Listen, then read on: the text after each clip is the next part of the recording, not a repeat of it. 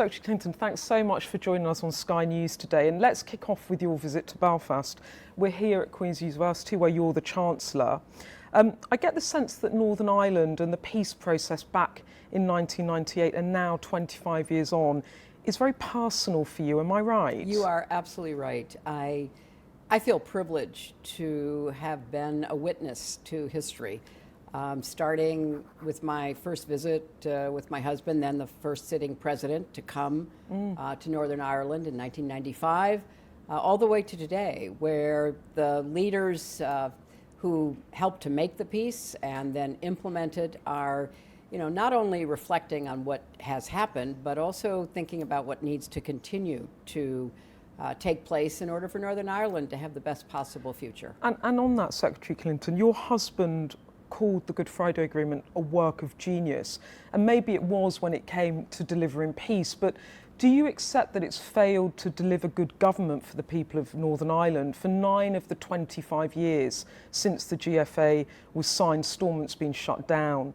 Do you think, as Tony Blair has said, the agreement needs to, quote, amend and adjust in order to make it work better?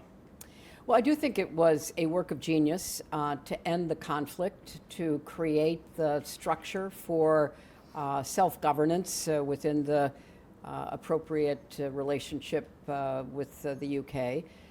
And I think that it has worked, except when leaders decided it would no longer work for their own reasons. And the question is whether leaders themselves, the current generation of leaders, can restore confidence in the ability of the people of Northern Ireland to elect a government that will then actually govern, or whether there does, as former Prime Minister Blair said, have to be some adjustments within the agreement itself. I think the jury is out on that, because right now we're all hoping that they will stand up the government now that the Windsor agreement framework has been adopted and get back to the business of governing. If they don't, though, I mean, the Alliance Party, it's non-sectarian, it's the third largest in Northern Ireland. They want to move to a more conventional democratic model involving simple majorities and coalitions of parties. Do you agree with that concept, or is it wait and see? Well, I'm a little bit wait and see, because all of these decisions should be made by the people of Northern Ireland themselves. I do think that the Alliance Party, as you say, which has now become the third most, quote, popular party in terms of the numbers elected for the Assembly, has an important role to play. But the first order of business, and I would urge the UK government to make it the first order, is to get the government going again. It was stalled this time around because of Brexit. I believe those challenges have been met with this agreement, the Windsor Agreement, and therefore the UK government in particular should use its leverage to get the government going again here. So is your message to the Democratic Unionist Party, get back to Stormont? Is that what you would like to say to them today? I think it's very much in their interest, because as I understand their position, which I believe was a reasonable position, what is Brexit going to mean? You're going to be installing borders? That's contrary to the Good Friday Agreement.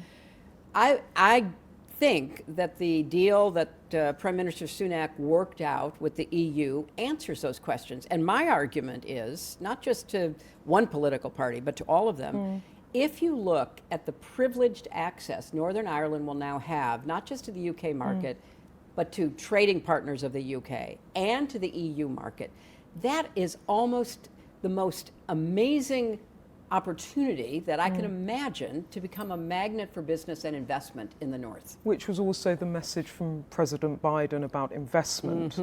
Can I now turn to your expertise as a former Secretary of State and presidential candidate? How worried are you now about Ukraine? There have been warnings this week from within Ukraine and the Pentagon leaks that the country could lose control of the skies as they ran out of anti-aircraft missiles.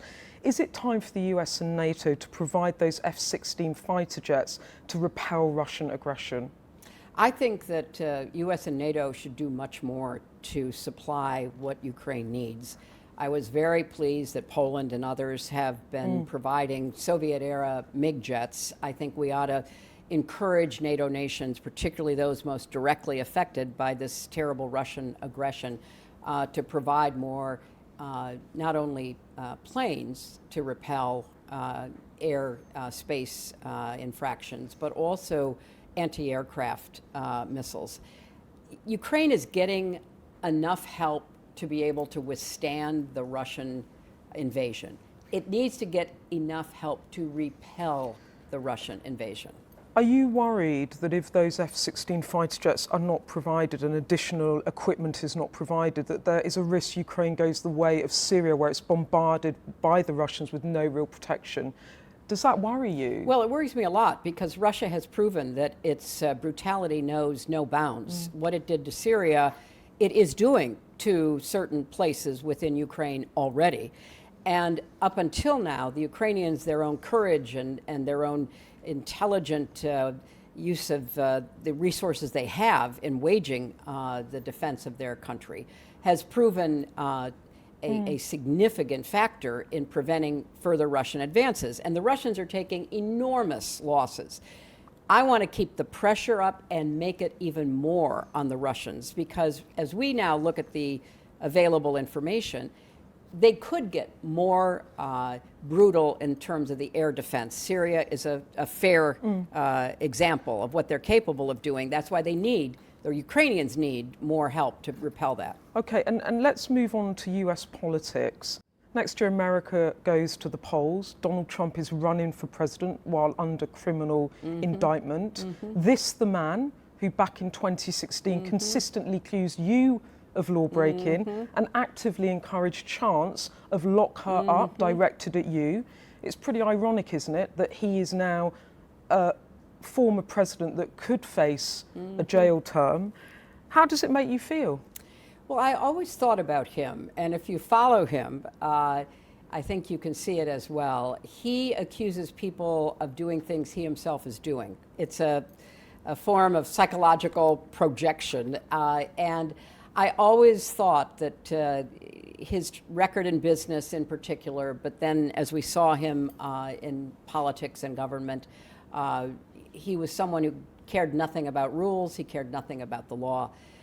So he has been indicted, and there may be others as well, but he has said he's going to keep running, and there's nothing in our current system of laws that would prevent him from running. But even if he gets the Republican nomination, he cannot, in my view, be reelected president.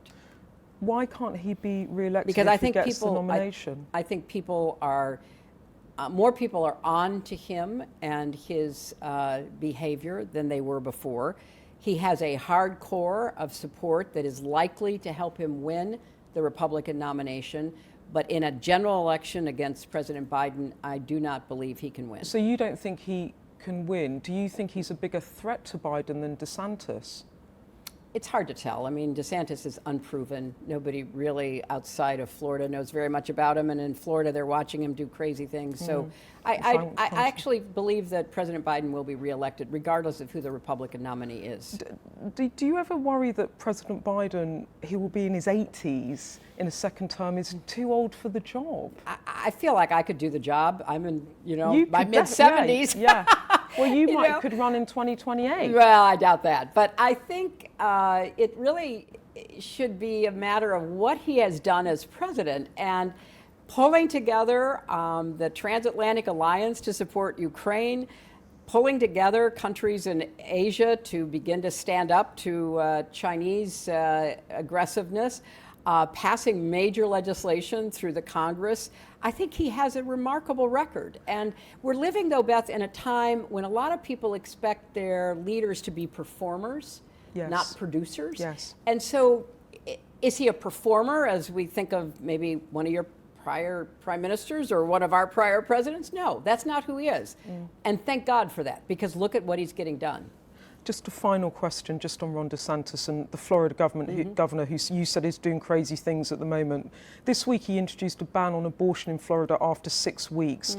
Do you think Republican politicians will not rest until abortion is effectively outlawed in the US? And what knock-on effect does that have for 2024? Well, look, I think that seems to be the direction that they are headed, despite the Supreme Court's decision when it reversed Roe v. Wade, that this would be left to the states. We now see a lot of efforts to outlaw the so-called medical abortion pills. We see efforts to try to limit when abortion would be available, even in cases of rape, incest, and the life of the mother.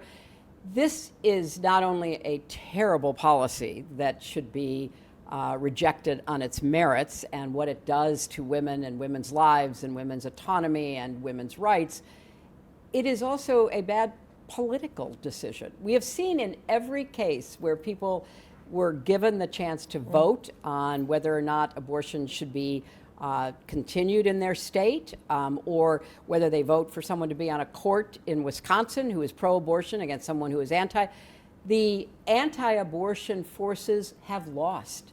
So I am quite, unbothered by the political consequences, but extremely bothered by the real life consequences of the fact that women will die because they are not being given appropriate reproductive health care.